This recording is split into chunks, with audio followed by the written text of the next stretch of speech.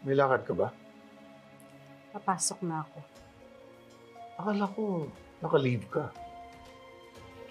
What do you want me to do here? Watch you murder our son. Unlike you, lilinisin ko yung mga natirang kalat na iniwan sa atin ng mga engano.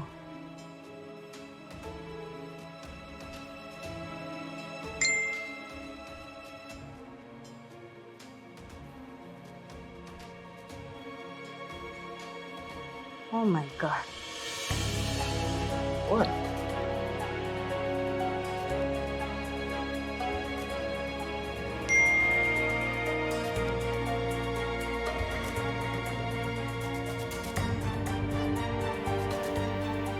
But Trixie is a mess.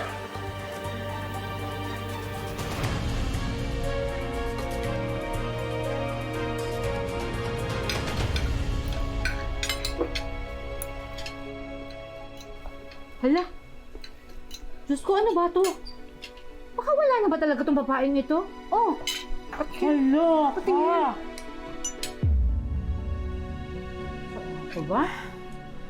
Ano na bang nangyayari sa batang to? Naku, sigurado ako na may stress din naman si Lilith kapag nakita niya to. Uy, pakiusap ha! Huwag niyo muna ipapaalam sa kanya to. Grabe! Nakakapanlumot, nakakaawa nangyayari kay Trixie ngayon.